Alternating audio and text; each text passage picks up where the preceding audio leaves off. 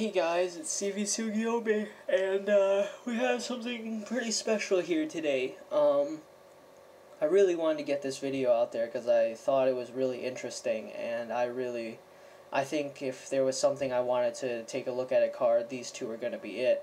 So as you can tell, it's a Blaster Dark.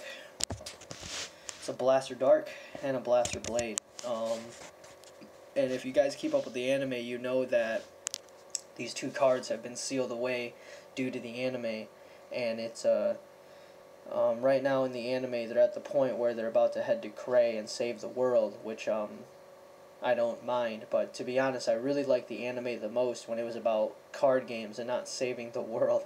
But because that was what really got me into it. It's like, oh my gosh, they're playing cards on a table. That's amazing. That's really awesome. And then now it's like, oh my gosh, we gotta play card games to save the world, otherwise we're goners. And I'm just like, I really miss it when you guys played on a table and not on a but jokes right there. But anyways, let's go on to these two cards. As you can tell, they are it looks like they seem to look like alternate art Blaster Dark and Blaster Blades. That's not it. That's not the case. These are new cards. They're called Blaster Dark and Blaster Blade Spirit, respectively, each their own card. So if you guys can already tell, you can't see the Blaster Dark, but you can see the Blaster Blade, and they're actually identical. They're both grade 2s with the 5,000 shield. They have a 10k base, which is actually really good. Now their skill is, they have a continuous skill down here, is they're treated as Gold Paladins as well as the Royal Paladin. So they're a Royal Paladin. This one's a Royal Paladin General, but it's also treated as a Gold Paladin.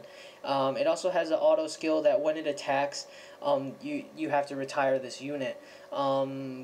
Not necessarily the coolest, but I mean, we can't make everything broken, or like busted, so this is actually a nifty trade-off.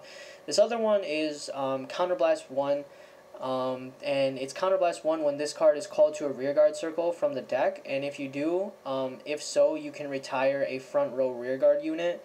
I think those are the skills. I'm not sure if they're confirmed, but that's just what I've been hearing, and that's really good. Both of them do the same thing. So Blaster Dark is a Shadow Paladin. He's going to get treated as a Gold Paladin. When he attacks, he gets retired, and you Counterblast 1 if he's called from the deck, and you pay that cost, and if you do, you can retire one front row rearguard. So what does that do for us? In a sense, it can be a plus. It can be. It really can. The thing with them, though, is like they can't attack. If they attack, you lose them. So it's not really like you got anything. The only way it can really potentially net you the plus is if you retire one of your opponent's front row rear guards. Okay, you get rid of it. This guy goes in and swings, and your opponent blocks it. It's the only way you can legitimately get the plus, and then this guy gets out of town. So, you know, that's not bad. It's not a bad trade-off at all. It's okay. You just have to know when to play them. I think these cards aren't very good in the early game. Your opponent's probably going to take it anyways. You really got to play these in the late game, because I think the plus one that they can net you in the late game is really good. They're not really going to net you any advantage in the early game, because no one's going to really block if you hit that Vanguard.